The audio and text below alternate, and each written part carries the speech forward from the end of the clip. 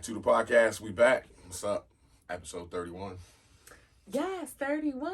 Yeah, almost 31. Forgot my fingers. Yeah, she didn't do the fingers this time. Because you caught me off A2TP guard. podcast. We back. Episode 31. Hello. It's your boy International Walton House. It's your girl Taj, the co-hostess with the mostest. Yes, she is. Yes, she is. Oh, and you got a haircut. And I'm the reason he get his hair cut. You see the kid, don't you? You see the kid, don't you? Like Jackie Jackie turn to the side. said. Turn to the side. And I'm the reason he get his hair cut. We back, A2TP podcast, episode 31. How y'all doing? We are back another week, another episode. Hope y'all good out there, because we good over here. Appreciate y'all liking and sharing and watching and viewing all that good stuff on the tube and on the gram. So appreciate you. Got a good episode for y'all tonight. Oh, I'm excited. She excited. How are you? I am feeling great. No, how are you? I'm good. All I am. right, I do all feel right, great. all I right, feel all great. All right. Let's get to it. What's your mental? My mental's a 9. I'm gonna say my mental's a 9. Oh shit, she's showing the fuck off. I feel good. She's showing off. I feel good. You know, some things going on in life. I think we had probably like 5 or 10 other ones when we was doing like mental check-ins, but she ain't never been at 9. 10? I don't think we did 10 yet. I said 5 or 10. That's a big jump. Maybe like 5 or 7. It's in between 10. But it was okay. Yeah, it was about 5 or 10. No, really, you know what? And I know we talked about this before, and you said this was a little crazy, but I feel a 9 right now. You know, I feel good. Can I tell you something I'm witnessing though? What? Little mania. Well, I mean a little mania. Manic. Little mania. No. Little manic. You good? I'm good. Okay. I feel good. I feel excited. I feel up. That's cool. You know, you know what I think it might be? I don't know. I went outside today. Okay. And I think sometimes, you know, that's good. Working from home, I'm usually in the house between Sunday evening to Friday evening. But unless I have an appointment. Like, I really don't, you know, I do try to go see my kids, you know, once every 2 weeks. But I usually don't go out. And I think that might be what it is. I didn't work late today because I had an appointment. Got a chance to go outside, get some vitamin D. So that might be it. But I do feel great. That's cool. That's what's up. I'm glad to see you, perked up. Can I see you and this haircut and this aqua on you? Finances. 6, because I need $1 million. It's like, no. No, finances is good. Finances, I'm going to leave finances at a 9. Finances at a 9. Yeah. All right. We got 2 9s. Last one rolling at work. 7. 7. Womp, womp, womp. You know how in basketball, when the other team makes a shot, well, when the home team makes a shot, they be like, whoa, whoa. Then when the other team makes a shot, they be like, all right. And they just sitting there, and that's how I feel about it. It's not necessarily the crowd, it's the announcement. Yeah, man. that's what I mean. The announcement guy. He says the name like real monotone. That's how I feel about work. 7. If Kevin Durant is playing LeBron James or somebody, like, they'll be like, LeBron James. Then if Kevin Durant make a shot, like, Kevin Durant. Yeah, that's how I feel like. You like, how's life? A 9. How's finances? A 9. How's work? 7. And then the Price is Right thing. Womp, womp, womp, womp. Yeah. I'm grateful. And you know what? Today I had a talk.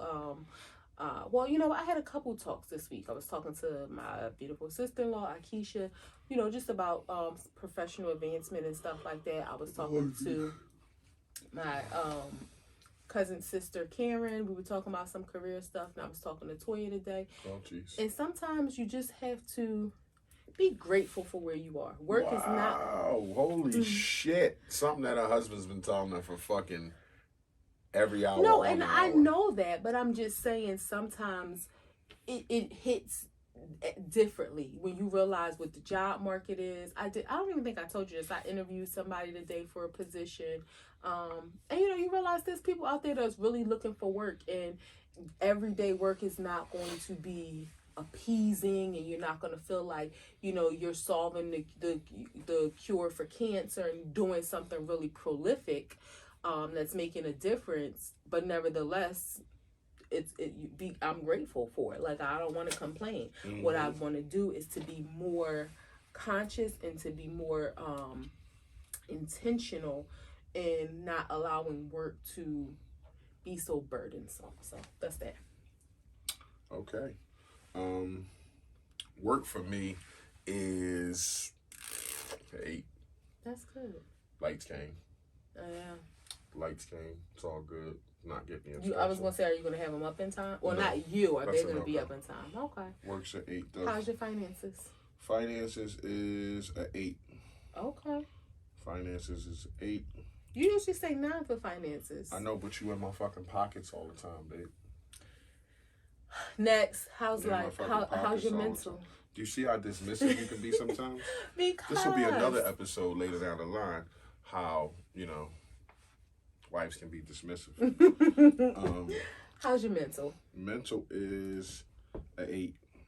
Oh, not a 9 today? No, so I'm 8s across the board. Well, 8's not bad though. So Yeah, 8's good.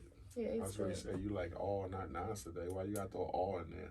But well, because I thought you usually say 9. That's why. So No, I say what I feel. I But don't guess usually what? say anything. guess what? What? You're looking like a 10. I don't usually say anything. You looking like a 10. Okay. Mm. Wiles and What you woes. doing after the show over? Taking a shower.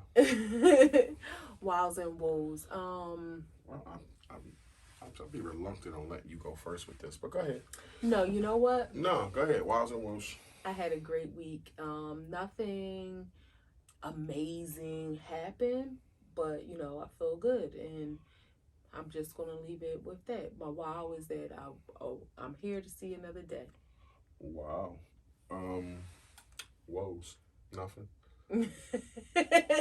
Why are you trying to cut me short? I want you. I'm not trying to cut you short. You know what? I don't have any woes. You got something positive to happen. You got something negative to happen. Let it all out. I ain't trying to cut you short. No, I mean, again, I feel good. It was a good week. We had a great weekend again. I had some rah ramen. He put me onto this ramen place. That was good. I say the name. It's ain't a lot of them. I thought that's like what it's called. It's a ramen place, whatever. But it was good. But yeah, I didn't have any woes. No, nothing negative that happened. I'm grateful, for just being here. So no woes for me. What about you?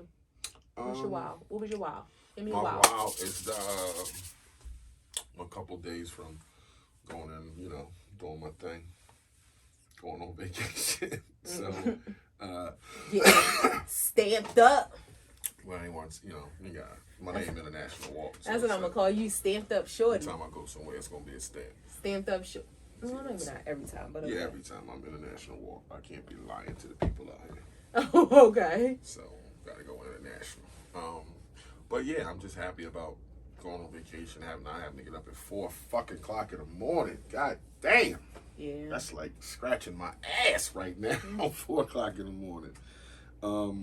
Yeah, so that's my wow, is that God willing, a couple days closer to a break. Yeah. So that's my wow. And what's your wow? Looking forward. My woe is person in my life, can't say who, might have discovered a lump on their neck. And their father had Hodgkin's lymphoma. And it's just something to worry about. So, yeah, that kind of made me upset, because I care about the person. But I hope and they're not the type of person to go to the hospital, but I kind of encourage that, wholeheartedly. And I told the person as many times as I see him, I'm going to bother him.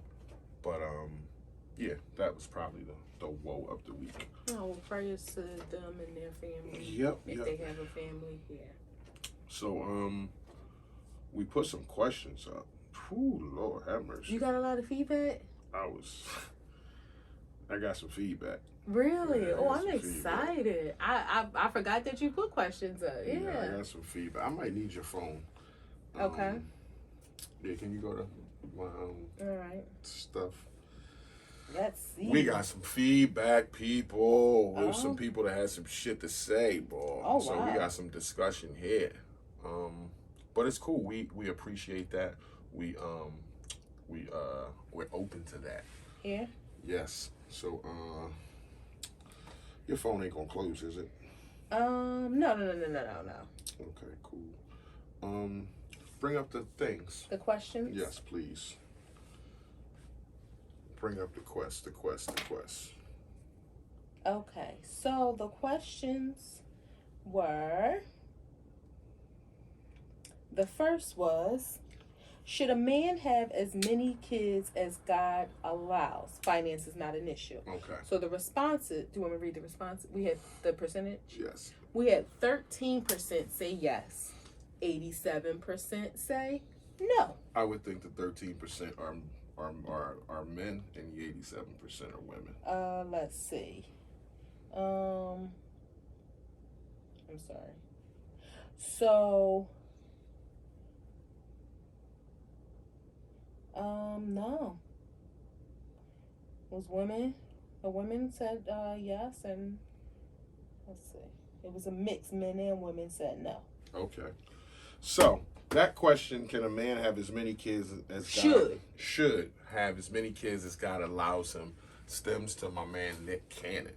Yeah, what's the deal with that? So Nick Cannon, I think he on his 7th kid. He had like 2 or 3 kids this year. Yeah, and so he does have 2 sets of twins. So he has the oldest 2 by Mariah, and then I think he had 4 this year, but like 2 were twins and then 2 single kids. Right. So, yeah, the question stems off that. So, do you think that, you know, as a man, and obviously finances and space, let's just say for the sake, I couldn't put that in the question, but for the sake of argument, that it's just about finances and space isn't an issue. And should you just move around procreating like that? Is that a problem?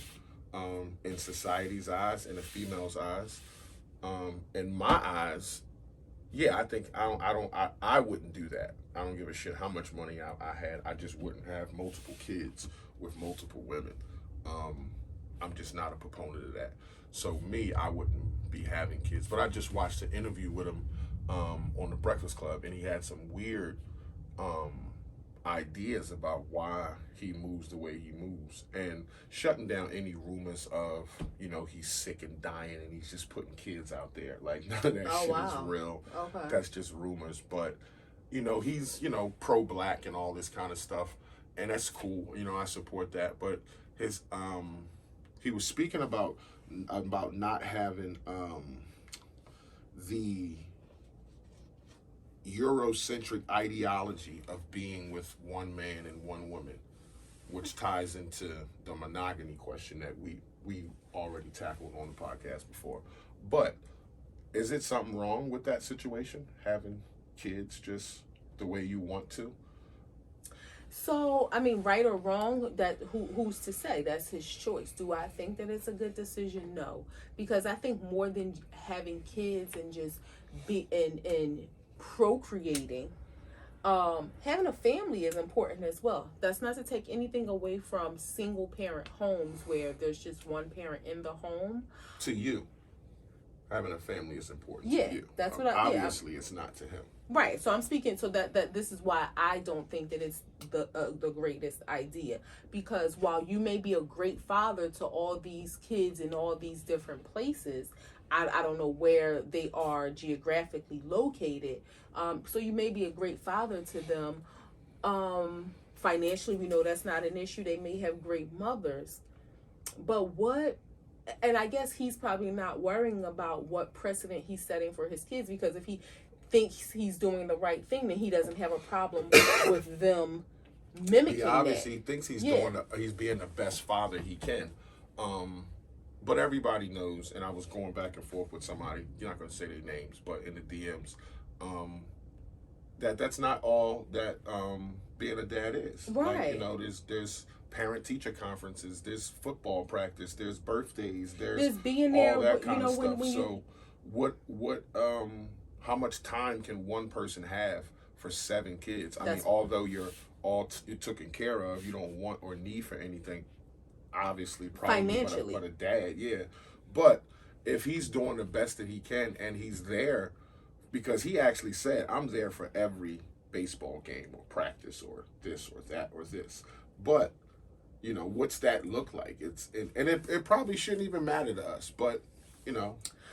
So, a couple things that come to mind when he says this Eurocentric standard. Let's not forget that in African nations as well, going back, in time, African men in villages had multiple wives. So to use that as his rationale for why he's choosing this lifestyle of you know procreating all over the place. He feels like he's benefiting society by adding babies to the world. Hey, if that's how he feels, that's how he feels. But I don't think you can attribute that to a Eurocentric mindset, because again, the African Eurocentric nations mindset is from Europe. So that's they and but the that's Christianity, the white man's Christianity. but what he's saying.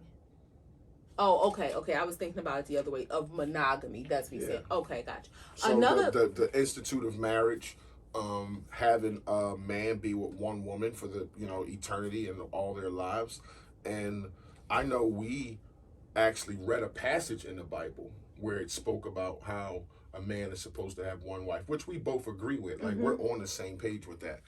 Yeah, it's my fault. I was misinterpreting what you said, but You thought I meant Afrocentric. No. I heard what you said, but I was thinking about it incorrectly. Another thing. So scratch that. The other thing, I wonder what is his thinking, or people who think like him. What is their thinking in reverse? How would a woman be viewed if they felt like, I just want to have babies by multiple men? I don't need them, to help me. If they want to, they can, but I'm financially secure where I can take care of them. They can be part of their lives as fathers, but I just want to have as many babies as I can by as many men as I want. I think you would have to keep the same energy if you're okay with Nick Cannon doing it, or not, then you would be okay with her doing it or not. I mean, I'm not okay with either side. I'm just saying, a person having multiple kids and says he's the best dad. There's no things in the news that's saying he's not a good dad or he's not there for his kids. So I mean, who's and to his say? Kids will be the determining factor. People, yeah. Who say whether or not he was a good dad, but. There's also, I was looking up some other stuff in the Bible. There's also some other stuff in the Bible that says, this ties into the monogamy part, that because that's another thing he didn't believe, is that a man should be with a woman for the rest of their life, or a woman should be with just one man for the rest of their life. But there's some stuff in the Bible that's on the fence. It's like ambiguous, where on one page it says a man and a woman should be together and nothing should come between that, and they should form a union. But King Solomon had 1,000 wives. He had 700 wives and 300 concubines. And like, that was allowed. Who says it was allowed? Just because he had it. That's the thing. Who said it was allowed? A lot of people would say, and this isn't a guide show, but a lot of people would say allowed isn't the same as approval. Exactly. If he was allowed by man, allowed by the law of that time, does that mean that God was in favor of what he was doing? And I'm no Bible scholar, so I I know what I know. What I don't know, I don't try to argue. So I didn't know that. I'm not saying that's not true. 1,000 women, 700 wives, and 300 concubines. So, and again, not saying that God approved of that. King James the Third. You said King Solomon. King Solomon, I'm sorry. Oh, yeah. So, yeah, can't even speak to it. But, again, just because he had it doesn't mean that it was the right thing to do. So if a woman was doing that, would that be okay? No, I don't agree either. So, I mean, again, not to take anything away from people who don't raise kids in a family for whatever reason. Maybe their choice, maybe whatever the reason is. But I do think for you to purposely have children and intentionally not try to create a family unit, I'm not in agreement with that. Not saying it's the wrong thing to do. I'm not in agreement with that. But so here's another question, kind of related to that. And I know we've had this discussion because there's been some TV shows and things. How do you feel about people who married but like don't believe in birth control or end up having like 15, 16 kids? Yeah, I'm not on board with that. I'm not on board with. I just think it's excessive. It is. Excessive humans. Yeah, it's excessive. I don't know why.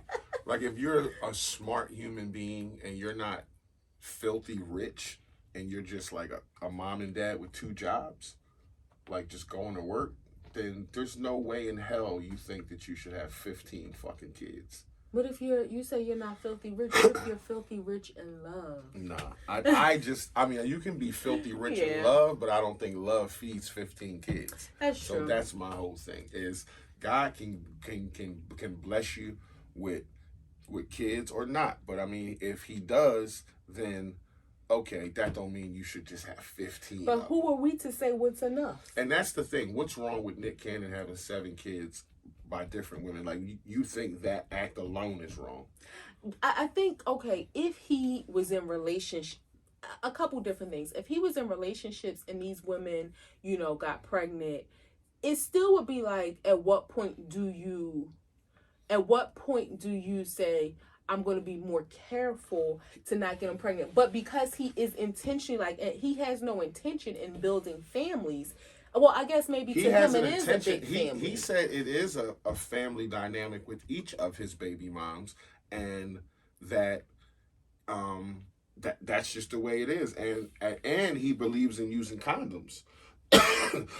Everybody he comes in sexual contact with in the beginning, you use condoms, and then he kind of like, okay, just like a normal person, when you talking to somebody and you get into them, eventually, you might grab an old one, or you intense real quick, and after 4, 5, 6, 10 times, it's off, and you know how it feels without it. So it's like, okay, you kind of have that. Why this conversation is hilarious. You kind of have that unwritten rule, but it's not spoken, but it's between the two of you that, oh, this is what we doing.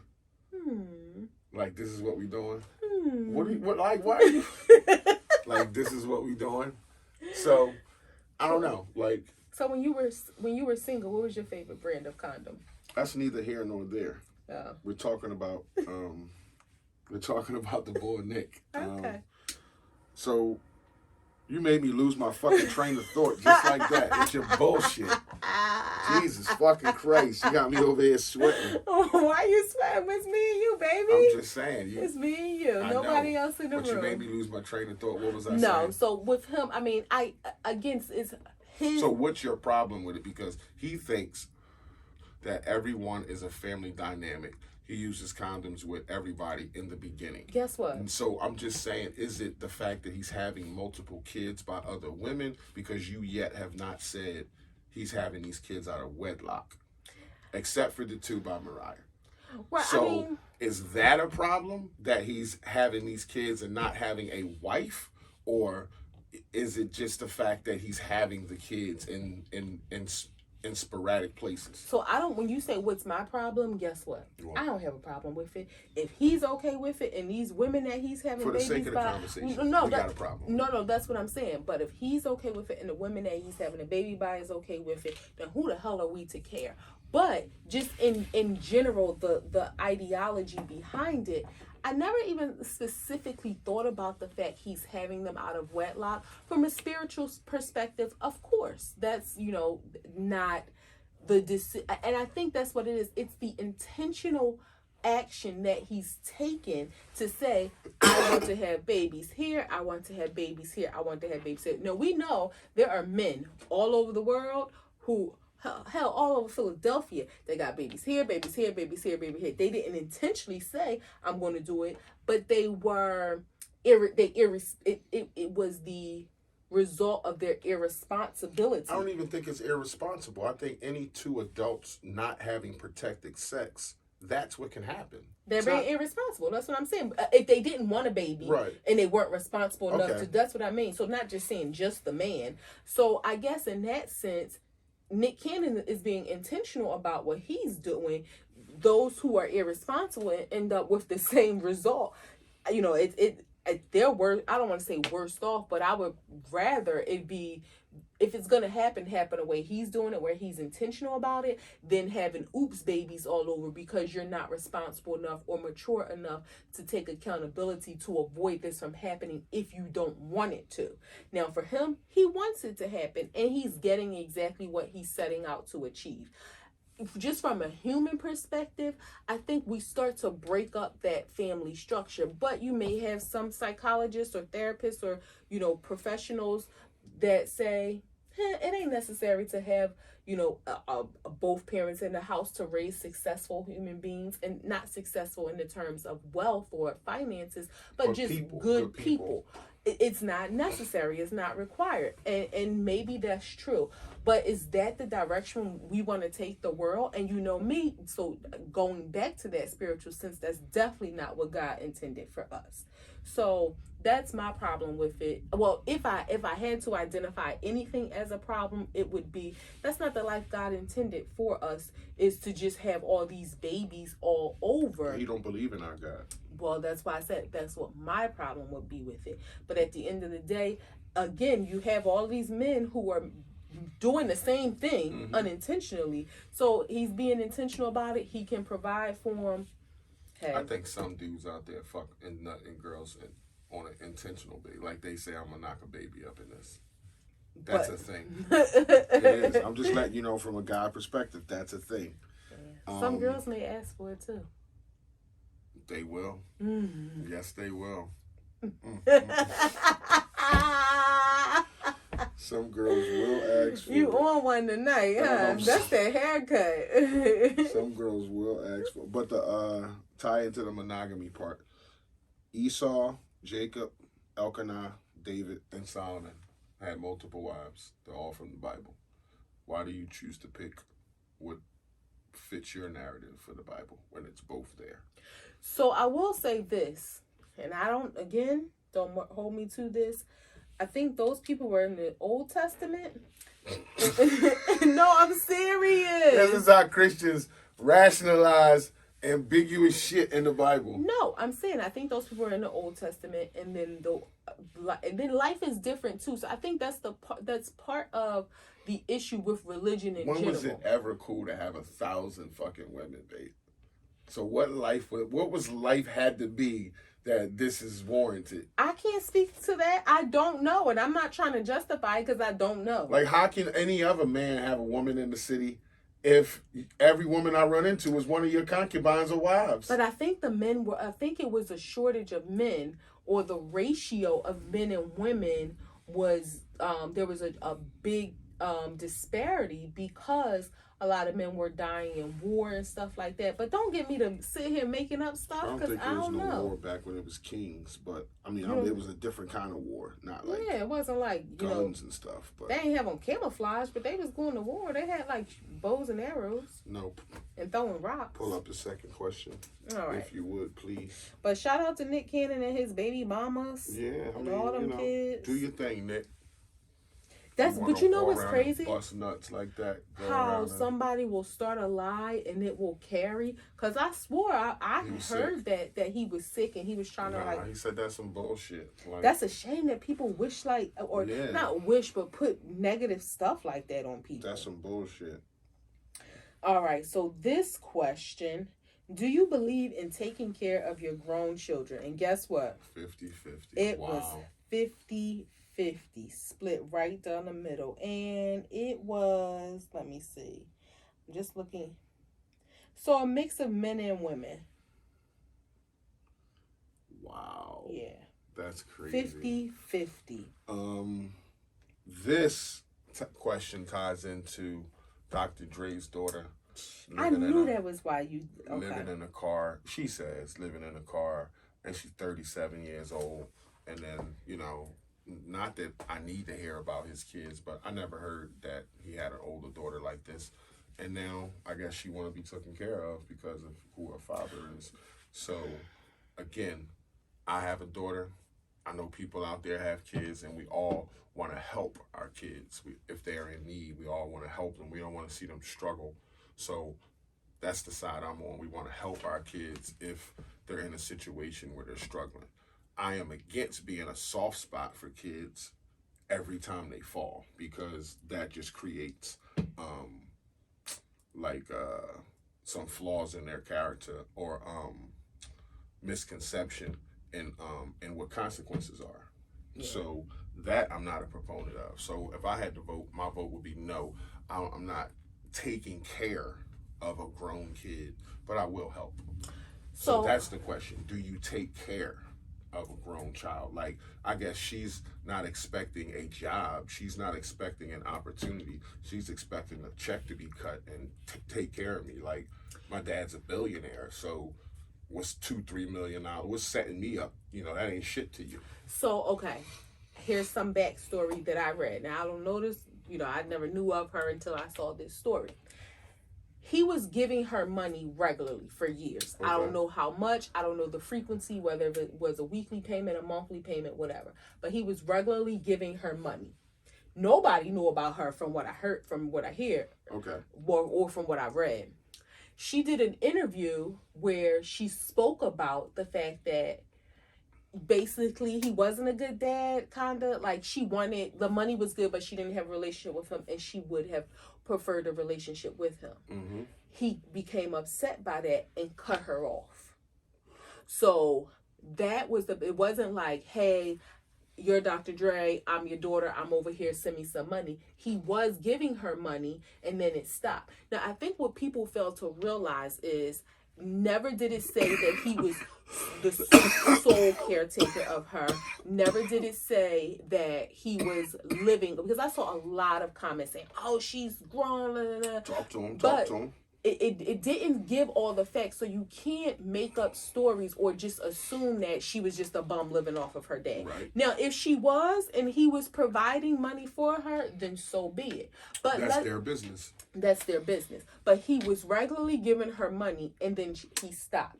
So think about this. All right, we're not going to put all our business out there, but he gets a monthly, in addition to his paycheck, a monthly stipend from his job. He used to have a work truck as a supervisor. They made a decision. This was this is before we lived here. So this has probably been for the last 15 years.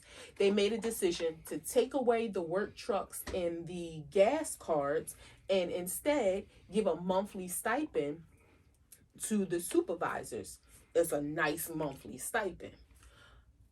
That is factored into our income. Mm-hmm. Like, you get your income. I receive my income. We also get that monthly stipend that's factored into things. If that stopped next month, not to say like we would be out on the street, but we would have to do some rearranging of finances or make some decisions in how we would handle things, because a chunk of the money that we receive on a monthly basis is now removed.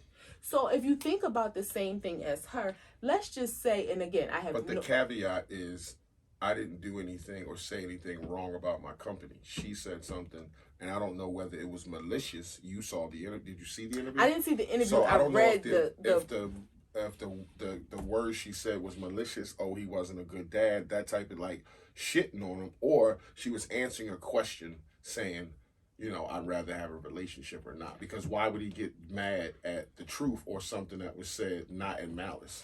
I mean, just simply because he could feel some type of way that she said anything. He also would know she gonna go to the public and say shit about me. So, well, I mean, I don't want that smoke either. Who knows? I can't speak for that. I don't want to assume.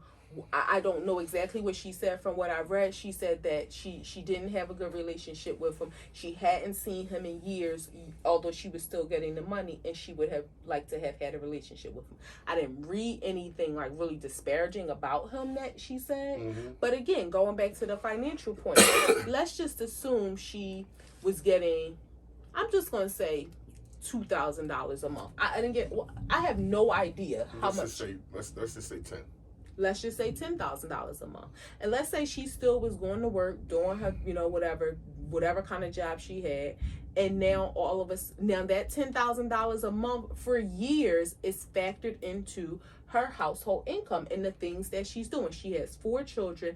That is factored into everything she needs to do on top of whatever else she may be doing. What if she's not doing anything? Okay, even if she's not doing anything. Like, what if we're just saying it's 10,000, but he's a billionaire. He could be if he's giving his wife a certain amount of money a month, $300,000-$400,000, grand, he could be giving his daughter $100,000 a month. I mean, I don't think she was living that kind of luxurious life. Okay. So that's why I wasn't thinking like it was anything, extreme like that. But even if it's $10,000 a month, let's say $5,000.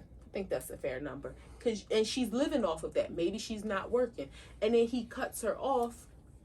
That's going to change anybody's life. Just like, again, we're not going to be living in our cars if your monthly stipend stopped but it's going to have a smaller impact for us. But for somebody else who may be getting a large amount of money, like $5,000 a month, or whatever amount is, and you take that away, that's going to change any of your lives too.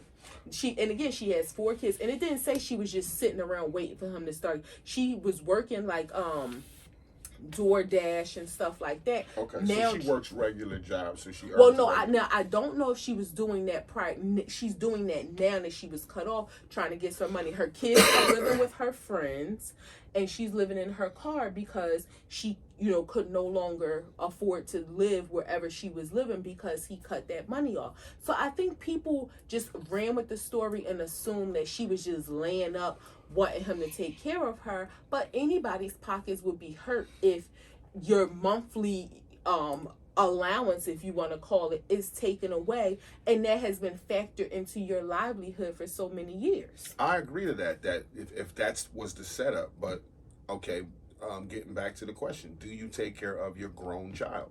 And not all the caveats that go with it. We already established we want to help our kids if they need help.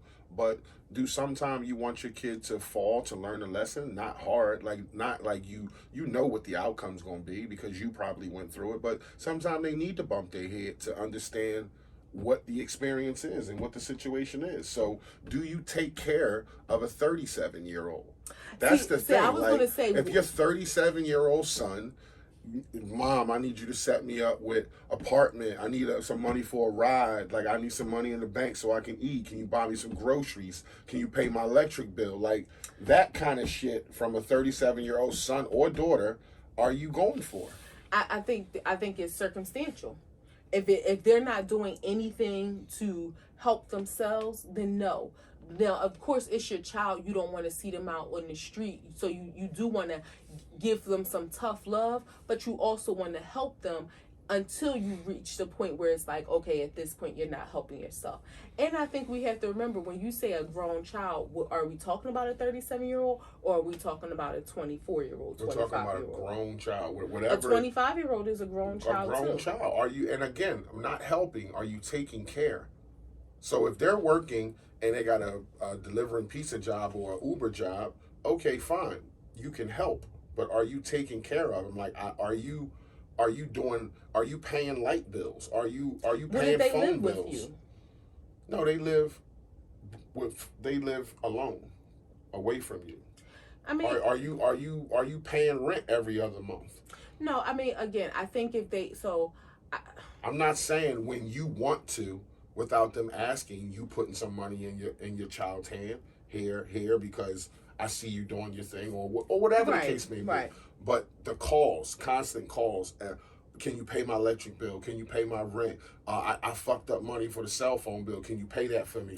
Can you buy me groceries this month? Like that kind of shit. Like, are you taking care of your grown child? I think you're creating an irresponsible person in doing that.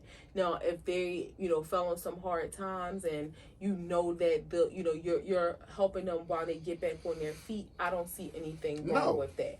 But if you don't want to be an enabler. Right. You don't want to be an enabler. You want to help them to become. And I think you have to also, the world is a tough place. But things happen. We know, especially in this economy, people losing jobs and things like that. So, I think it's fair to help your children. But you don't want to be an enabler. Now, the reason why I asked if you're staying, if they're living at home with you, because I think that changes the dynamic. It changes the dynamic. And I also think that, people, and I'm going to say Black people specifically, have to get past this mindset, and it's just my opinion, of, once you're 18 or once you're 21, you got to go and be on your own. Because we know there are other cultures who, for generations, their children live with them until they get married or are ready to buy their own home. That doesn't make that right. but it doesn't make it wrong either. It doesn't mean that they're living with them. And but you can't tell the people that's not doing that they're doing something wrong. No, because I'm not that's saying not necessarily them doing something right, because they're letting their kids live with them till they're 30 because you can save money, and like that's not. It's good, but it's not necessarily. You can't condemn the people that don't do that. I'm not condemning anybody. I'm just saying we should get past this mindset of automatically, having children have the mindset at 18, at 21, they need to go. That's all I'm saying. Not saying they have to wait until they're 30, but I think it's circumstantial. Like, if depends on the kid. If your kid is ready at 21, yeah, then okay, I'm not saying them. stop them, Yeah. but I'm saying it shouldn't be that forced. Like, I look at my situation, myself and my family, my siblings. I was put out when I was 18. I don't regret it because at 18, I was able to. When I look at 18-year-olds today, I think to myself, nah, like we were different. Like, you know how they show 50-year-old moms on TV back in the 80s compared to 50. That's how I feel mentally. Like, when I see other 18-year-olds, like, I was not that young at 18. We always say that, like, we were different. This 18 years old, they're way younger than we Yeah. were. We were a little bit grown up. But you said something that was key. You were put out. Right. So you were put out because, and let's just say for for the sake of arguing, you were under somebody's roof. You didn't want to follow the rules, and you got put out. Right. So, in that sense, it's not like, oh, you turned 18 and your family was like, you got to get out and go get a job for yourself. No, you put yourself out. No, I understand that. I'm just talking about the different dynamic, the different situation. So I was put out, and I was forced to grow up fast, take care of myself, kind of, and luckily I never found myself to be homeless, but I wasn't in living situations that I wanted to be, but it taught me a lot. Like, I had to get it. Like, I always worked. I had to really grow up and do what I had to do. Like, when people say get it from the mud, like, I remember working my way up professionally. But then I look at my next sister, who she didn't move until she was she's 36, so I'm going to say 30, I think, maybe 30. Yeah, I'll say 30, 32, something like that. She had children, and I think, she was late in the time that she should have moved, but it was a struggle having 3 children when she moved. My mom allowed her to stay home probably longer than both of them wanted to, but that's what ended up happening. Once she finally moved, she's been, building and holding her own. My youngest sister, she's 28. She didn't move until she was 27. And during that, and it's different because, again, that generation, she didn't see the struggle that we seen. She, when it was time for her to move, even before then, pay her own car note, pay her insurance. She was living with my mom and contributing, but not having to ask my mom for anything, because she had that opportunity to build herself and establish her own. So looking at 2 different extremes between my life and her life, not to say one was right, one was wrong. We have people whose children leave at 18, 19, 20, 21, and they do good for themselves. Then you have children who leave that young and they are not ready for the world. They either end up coming back home a lot, they end up sleeping on sofas, and then on the opposite end, you have people who are allowed to, develop until they're ready to go, and then once they go, they do well. And then you have some who they stay a little too long and it hinders them. All 3 of those situations are fucked up, though. The way you left, the way your other 2 sisters left. Like, your youngest sister shouldn't have stayed around and lived with her mom until she was 28. Like, that's not. I don't see a problem with that. Yeah, I'm just saying, in my opinion, she shouldn't have stayed around and lived with her mom until she was 28. And obviously, Erica shouldn't have been there in her 30s. Like, and again, to each their own. I don't shouldn't have been going at 18. Like, I'm just saying, each one of them situations, it wasn't a voluntary thing like yours. Like, I'm just going to go away and move and get my own place. Right. It's like, okay, we're going at it, and you got to leave. You can't stay here no more. You don't want to follow the rules. Erica's situation was more like, okay, it's time to go. Yeah, like, it's time to go. I got kids. And Sierra's situation, I really can't speak on. I don't know. She just wasn't ready at the time of, like, at 28, she couldn't have moved out at 23. She wasn't ready. No, I mean, well, she's 28 now. She moved out at 27. No, at 23. She probably had mentally started preparing at 25. But again, she didn't want to have to rely on anybody. She didn't want to have to ask for anything. So when it was time to move, down payment, rent, furniture, all that stuff, moving costs, anything that she needed came from her pocket because she had the finances to do so. Now, So there was a financial thing. That's what I'm saying. At 23, if she would have made the move at 28, that she made at 28. She made it 27. And she made it 27, then which she would have been fine. Maybe not. And then mentally too, I don't think that's it. So it was both. Mentally being prepared to say, okay, I'm ready for this. And then financially being prepared to say, okay, I'm ready for this responsibility. Now, guess what? She may have been financially ready at 25, at 24, 25. She just wasn't secure enough that she was. Okay, because that's what I was getting at. If she still wasn't asking anybody for anything at that age, then why couldn't you be on your own? Maybe she just didn't have the confidence in herself that she was. But again, allowing that time, which it wasn't like she was just living off of my mom. Like, she was contributing a nice amount financially there, but it wasn't all on her own. So, and I use that example to say 3 different scenarios that had 3 different outcomes. And I won't say maybe me getting put out at, I mean, I was wrong for not following the rules. So that's why I say it's circumstantial. It's circumstantial. But I know everything some people is circumstantial. And it's people a hard answer is if you're taking care of your grown child. That's taking just simple. care of. And that's what I'm saying. That's why it's a prerequisite to say we all want to help our kids. Mm-hmm. We're not going to let them be in the street. Even if you let them be in the dark for a month, if it's about rent, you're not going to let them be in the street. You know what I'm saying? Like, so you can say no to other, your phone going to get cut off or your bill going to get cut off. But if it's coming down to you being in the street, obviously you're going to get fucking help. Right. But taking care, like, that's the key words, taking care. Yeah, so take all of the soft stuff out of it because obviously you want to see them do well. Right. But are you taking care of them? Like, are you... I wouldn't be a proponent of doing that if we had an 18-year-old son. I wouldn't want to kick him out at 18 just because it's your birthday, motherfucker, you got to get out. But I'm also not a proponent of you can stay here as long as you want to. Not as long as you want to. I don't give a shit what your mother say. But like, I think you need to start, if you out of school, then if you're not going to go to college, then you're going to work and you need to start to think about moving. Not... Your mom said you had all this time here to be, like, you could be, you know how much time go past like that? 10 years ago, by that motherfucker be 28, 29 years old, still living here.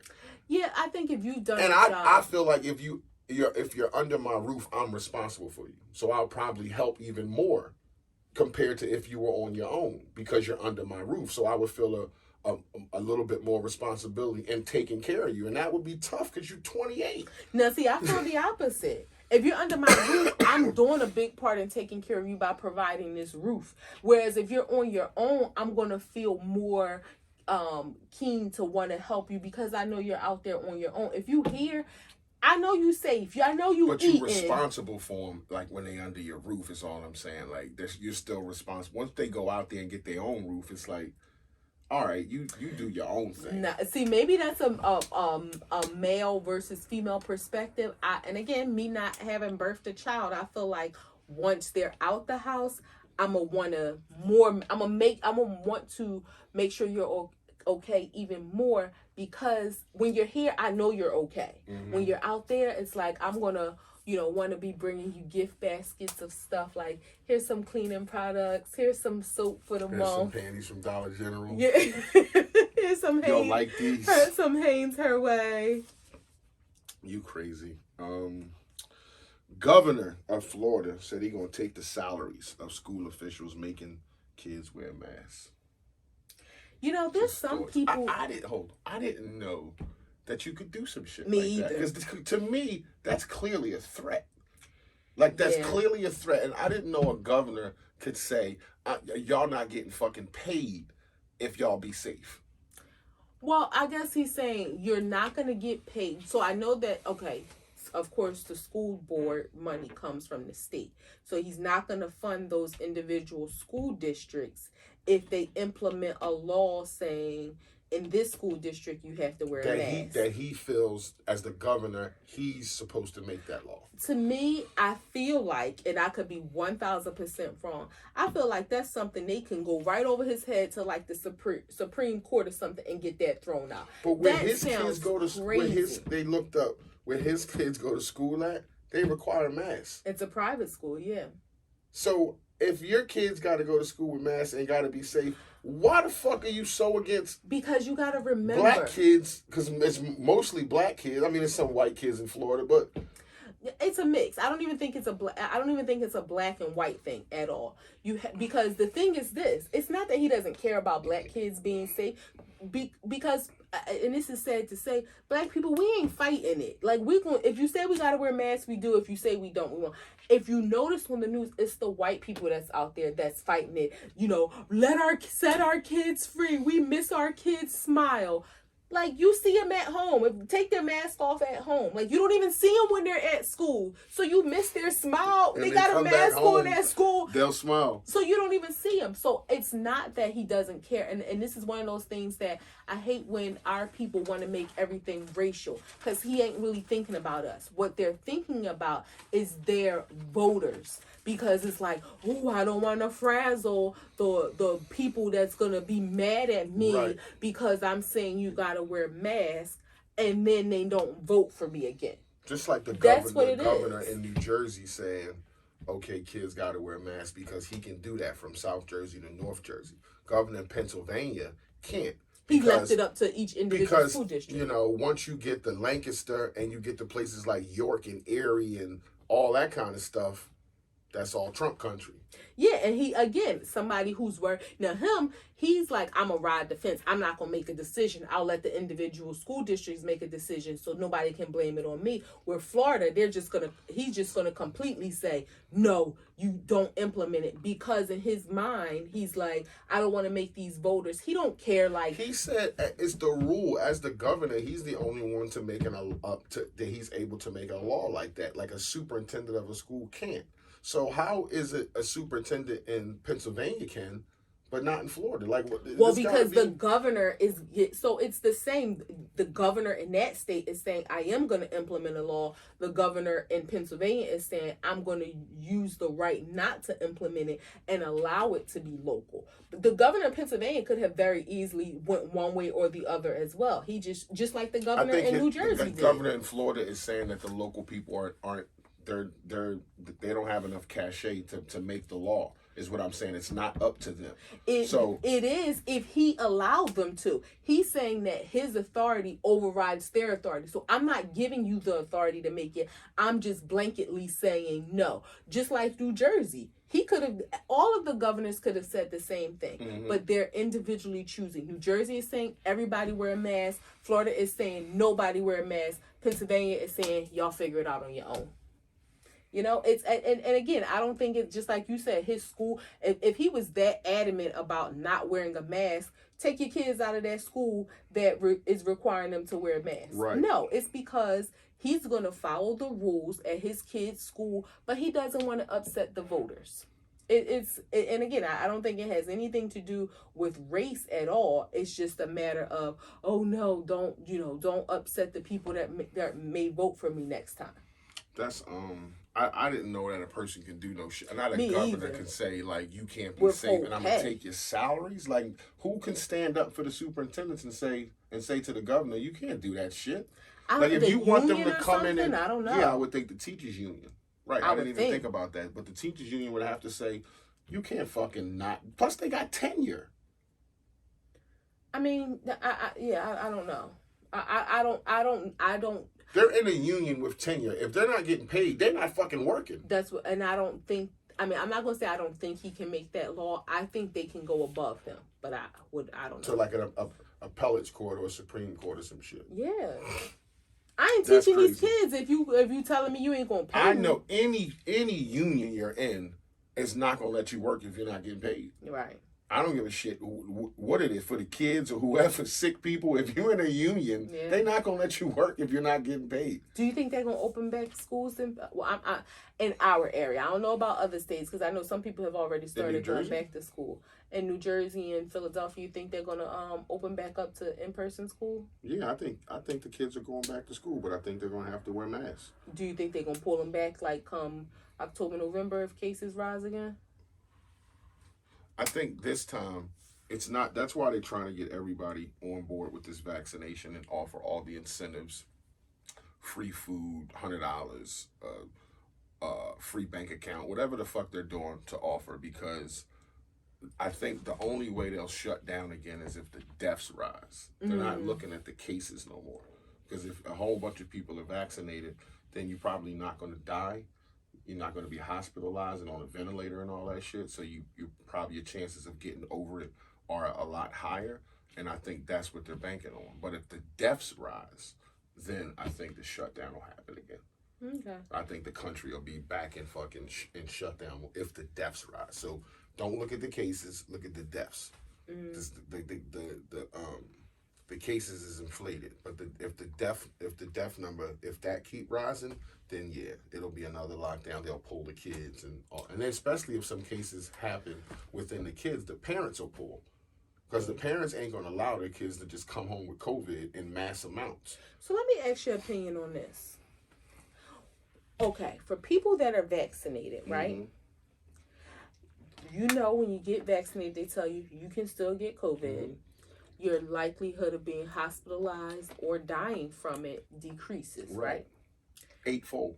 Okay, so with that being said, why do people who are vaccinated, why are they so upset with the people who don't want to get vaccinated? Because, listen, let me finish. Even if you get it, again, you're protected because you're vaccinated. So why, I know you can't answer for everybody, but what is your perspective on that? Because, I'm not talking about government. I'm talking about everyday people.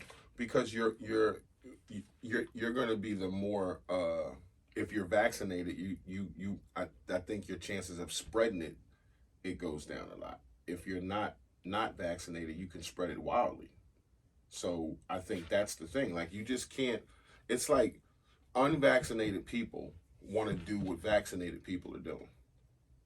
And you can't. We live in a society. These are the fucking rules. You have to follow the rules. If not, you can't go into a place where these group of people decided to be safe in their minds and get vaccinated to go out and do things that life offers them. And you come walking in, could be sick, coughing or whatever, and get a group of people sick. Now, let's just say somebody has some underlying issues in that group and dies. Like you just can't have that. You just can't have that. You can't have, if there's a disease out there and you need to be vaccinated for it, you should be vaccinated. That's just my opinion. Can't make people do it. I don't even like the incentives about doing it. You should try to do it another way. But it is what it is. Like if you want to go out and do things and fly and travel and do shit, you got to be vaccinated. So I don't understand why people take such a stance in doing shit. Oh, I'm not doing this. The government's fucked up. They're going to put the microchip in you. I ain't ever getting it. But the second they want to do something, or the second somebody dies in their family or gets sick real bad, that whole thing changes. The whole thing changes. So exactly what are you standing on? Because all it has to do is happen to you or somebody close to you. And then you don't feel like that no more. Yeah, you wake up from Monday to Tuesday with a different feeling. Well, of course, because people always have that mentality of it can't happen to me until it happens to you. Yeah. So let somebody you care about, love, or whatever go to the brink of death or even fucking death. And it's like, okay, where the vaccine at? Where the vaccine at? But you putting videos out and you on the front lines of fuck the vaccine. It's a fake virus. This is bullshit. But then, God forbid, a mom, an aunt, a brother, somebody die. It ain't fake no more. You in line. You first in line to get the vaccine. Yeah. And that's got to be a shitty feeling. Yeah. It's got to be a shitty feeling. All right. 3 grams. I'll read you something and look at something on your phone too. Okay. I feel like it should be a sign. 3 grams. Should be 3 Nick Rocks. So, Oh, Jesus. no. Or 3 little, like, pounds of powder. Okay, let me get into my reading mode. I met this man. Wait. Let me just tell you. Don't embarrass me. Don't embarrass you? Yeah. Reading? Yeah. What the fuck you think I can't read? You couldn't read last week. What you mean I couldn't? You said you would rather speak than read. So you couldn't read last week. I was given a choice. Like, you crazy. All right, go ahead.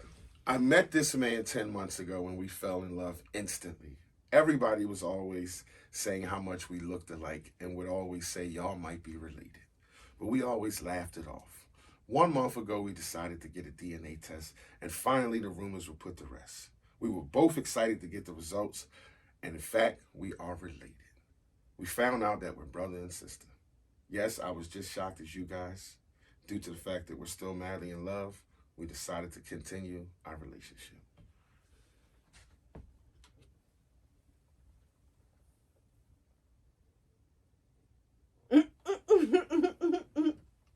Don't they look alike? They lying. I mean, yeah, they look alike, but they lying. Don't they look alike? Thoughts? That's gross. Don't say shit about us being brother and sister. Don't say shit. You don't want people to know? Yeah, okay, but go ahead. Just putting it out there. I'm about to get my swing ready. Like, you said it, not me. You said it, not me. No, seriously, thoughts though. What if you already madly in love? Y'all already fucked. He probably came in her. That's gross. Okay. You only know what you know. Yeah, you only know what you know, but now that you know, you need to make other decisions. What if it was the best D she ever had? What if you get pregnant? You gonna be like the people in the Appalachian, the inbred. The belly people, but no, it was wrong. The Appalachian people. Yes. They're gonna be inbred. Nah, you know what? It's sad. People, this is what happens with people like Nick Cannon that go around having all these babies. So they should break up. Yes, they should break up. They're not cousins, which is still bad. I'm not saying I approve of cousins. So they got the same dad. Their dad got like 30 kids. Your siblings. That's too close. That's not good. But they already did it. They already have feelings. She said madly in love. Love your brother. I'm just playing devil's advocate. That shit foul.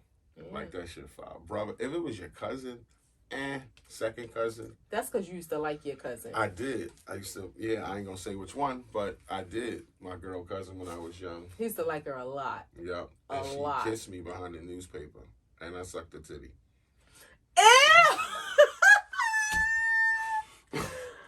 You just slipped that in there. You never told me that. We was young. Like, young. I was like 7. Do y'all hear this? 8. I was young. You gonna tell them about our story? What story? Big Bubba, Little Bubba? It's like, no. Stop with that bullshit. That's all you got? No, you can't because what happens if you get even if you don't get pregnant, y'all can both be sterile. You are brother and sister. It's a shame. You know, no. This what is if why you think like that's the love of my life. This is why men and she women had shitty boyfriends up until that dude, and he could be like. You know why because he's part of you. Y'all share some of the same brain matter. Y'all share bodily fluids too. Y'all share DNA. Like, y'all should not be together. Sorry, sis. Find somebody else. Sis, literally. Ate the box and she. Stop. All that stuff. What if they videoed each other? First of all, now you should not. Not only should you not be together any longer, y'all shouldn't even have a brother sister relationship. He ate the box and she on video. You're being gross. What if they made a movie like we did? You told the people we made a movie? I said that before. We made a movie. In New York, Times Square, they had a operation called Ghostbuster. They had to bust an open air crack ring in Times Square.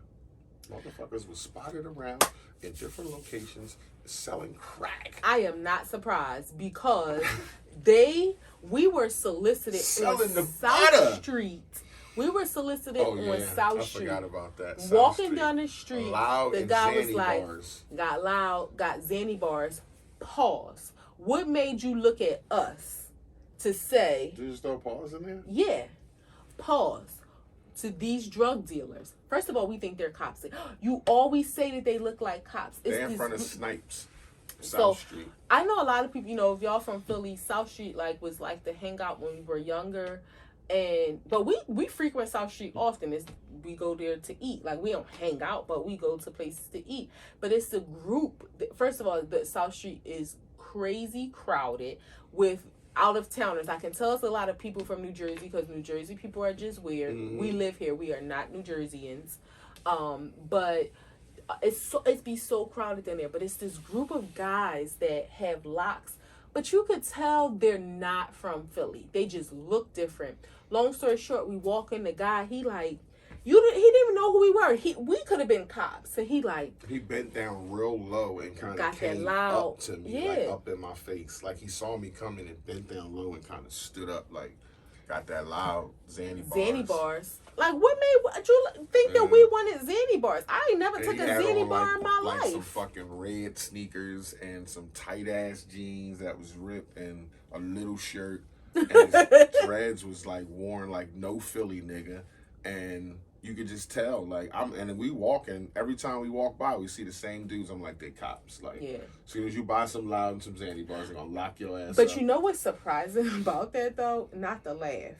In Times Square, crack. Yeah. Like, people still smoking crack. An open air crack ring. This was called Operation Ghostbuster. That's where they filmed Ghostbusters. That's crazy. To think that people were still on the corner selling crack rocks. Yeah. In Times Square, in New York, all that fucking traffic. It's probably people from Poland buying crack. In New York, it's probably people from Switzerland buying crack. That's crazy. In New York. That's scary. That's crazy. Yeah. Because why would you come from Philly to buy crack? Why would you come from any other area? Why would you go there to buy crack when you can get crack anywhere in the hood? So how do you solicit people? Like how they said the other got loud, got Xanny bars. What do they say? Got that crack rock. Like, what do you say to people? Like, I would be so appalled. Mm-hmm. Like, got that freebase. Like, sir, what made you want to tell me? Got that pipe. What about me? First of all, I'm a little too thick'em snick'ems to be smoking the pipe. That's fat crackheads. There's people that get on crack. I didn't say I was fat. I said I was thick'em snick'ems. I'm just saying. There's people who are thick'em snick'ems. Okay. On crack. No, only I'm thick'em snick'ems. There's people who are big on crack. The fuck. But I would be so appalled. Like, how do you? Is there a look? I remember. This is like a complete change of direction. But I remember, I have a cousin. We won't say no names, of course, who's gay. And I remember, when more like a friend. She told like me. Friend. It's a girl. When she told me, some of the questions that I had was, how do you know when other people are gay? Like, I was asking her, how do you kind of, like, if you're out somewhere and you... Oh, okay. Yeah, like when it just came to me. Yeah. All right. When you're out somewhere and you meet people, like, how do you... Like, if you at a restaurant and it's not like a gay club or something or a gay bar, how do you identify who else is gay? Like, is it a look? Especially if everybody looks feminine. Like, how do you know, like... I don't know. That was just always a question that I had when I talked to her. Like, how do you know when other women are down for what you're down for or looking for what you're looking for if y'all look the same? So I say that to say, is there... Well, if they look the same, then she know that they're down for what they're down for. No, but I mean, they're feminine. Okay. So you mean earrings and a dress, high heels? Yeah, so how do you identify another woman across the room, Right. So I say that to say, how do you identify, like, is it a certain look that, you walking through Times Square and it's like two nods where they know, like, okay, that person is looking for crack? I'm just curious. I wonder, how do they know who their potential customers are? I think they solicit. I got that blow. I got that free base. I got that free base. I got that blow. I got that Illuminati. Black father and his son handcuffed with the black realtor in Wyoming, Michigan, looking for a house. They walked up with a black realtor, black father and his son. Within 10 minutes, he didn't even get out the front room to look at the rest of the house. The police pulled him out the house, handcuffed him. He said, I came here to look at a house with my son. He's in there with the realtor. Cops went over there, checked the realtor. He had good ID. He was a realtor. They uncuffed him, said sorry. You know, and where did you say that was? Wyoming, Michigan. Oh, Wyoming, Michigan. Okay. You know, I wouldn't want to fucking live there. I wouldn't want to live there. And it's certain, I'm not surprised to hear and that. And isn't that a sign that somebody, obviously white folks, saw these people coming to this house that was for sale, had a sign in the yard, and called that's like a siren, like a call to say we don't want you living here. Not only that, not just the neighbors who called, but the police department. It goes to show that they're of the same mindset, because you didn't think to even ask a question, you automatically pulled out handcuffs. So that goes to show the mentality of that town. Guns, like, not only handcuffs, 3 guns, cuffed him, yeah. And then he was cuffed for 10-15 minutes. So they talked to the realtor. And then they said sorry and thanks for going along with it and not resisting. So imagine you living in that town, you going to the supermarket. You know how many times you'll probably be pulled over by the cops? You know how many times you'll probably be followed around in a store? You know how many times you'll go into the local diner and they'll make you wait and serve 7 people that came in after you? Like, that's like, this is not a town that you should be looking to live in. Like, that's a small sign, but it probably epitomizes the mentality of everybody in that local like, community. They saw black people coming to buy a house. It's not like they don't know the house is for sale. Yeah. And obviously it has to be a person in proximity to say, okay, I'm calling the cops. It ain't nobody 3 blocks down the road. Somebody watching. Yeah, seen somebody walking up to this house and said, oh, fucking no.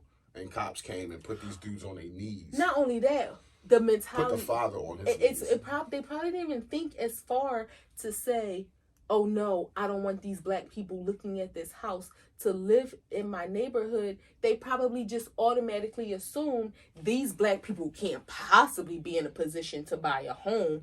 Definitely not in the same neighborhood that I live in. So they probably broke in. Like, they probably didn't, you know what I mean? 1:30 in the afternoon. Their thought was just probably, these are black criminals. Not these are people who have money to buy a home, or God forbid it's a black professional who's a realtor that's showing the home.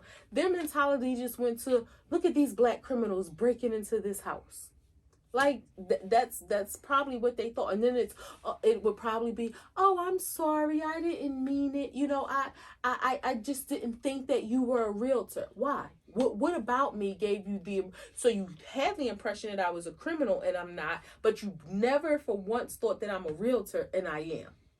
That was fucked up. I think that was real fucked up that they he was scared to death and they drew guns on him, told him to back out the house. His son and the realtor stayed in the house, and then they cuffed him and then went and then talked to him, took his ID and was like, take the cuffs off, he's a realtor.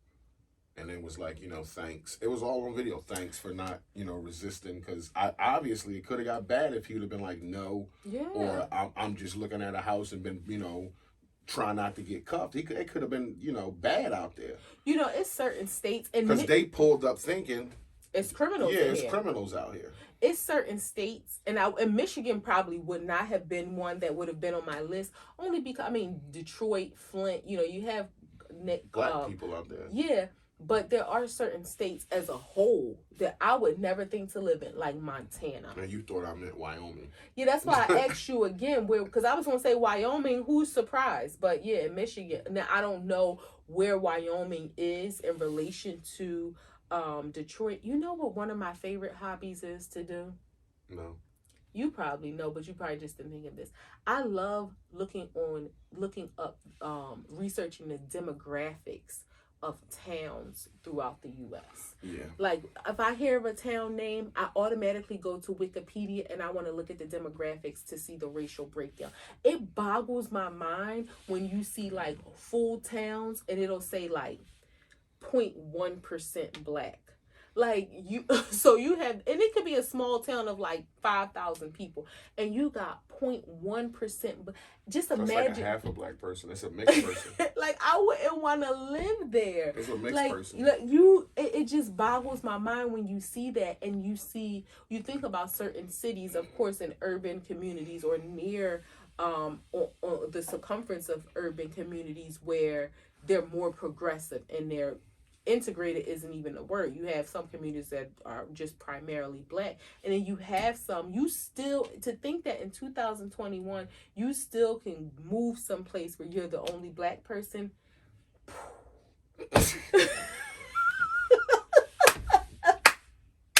It blows my What the fuck mind. is that?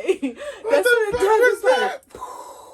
it blows my mind. But I love doing that. Like, if you know, when we take road trips, like seeing signs on stuff, I'll see the sign of a town and I'll remember and I'll look up the demographics. And it's like, oh, they have 98.7% white, 0.1% Most fucking black, towns have that though. 0.3% Hispanic, Yeah, most towns. 0.02% Asian. Every town's going to be dominated white, not unless you're like looking in Baltimore. Yeah, like a major city's not, but no, because some towns you'll see like, 80% white, 14% black, which can still be, that's a big disparity. But that's a lot but of it's black still people. Exactly. Yeah, that's a but lot when of you black. see, You wouldn't go there and be like, don't no blacks live here. I ain't seen black people for 4 anything blocks. that's like 9 to 13%, you go there, you're going to see black people. Right, but when you see fucking 1, yeah, 0.1. Try it, y'all. When you see like a random, you hear of a random town or something, look on Wikipedia and go down. I don't read all the other. On the butter? No, I don't read all the others. Sometimes I do look up like the economy to see like, this little town, what do they have here? Or like what I like to look at the median income of certain towns. But I really like to look at the demographics. So that's just one of my nerd hobbies. A quirk of hers. Yeah. Act 2 the podcast, episode 31, wrapping up. It's your boy International Walt. And your girl Tosh, the co-hostess with the mostest. We appreciate the likes. We appreciate the shares, the comments, the engagement this time. We got some more good questions coming up. So stay tuned. Stay tapped in. We love y'all. Appreciate y'all taking the time out y'all days to engage with us, to look at something. We just really appreciate it. And, when we win, we ain't going to forget y'all. So we going to know who's tapped in first. We bring y'all along with us. It's like, but we appreciate y'all being tapped in and showing us some love. So we love y'all back for that. Act 2 the podcast, episode 31. It's your boy International Walt. Your girl Tosh. If you fuck with us, you fuck with us. If you don't, you fucking should. Peace.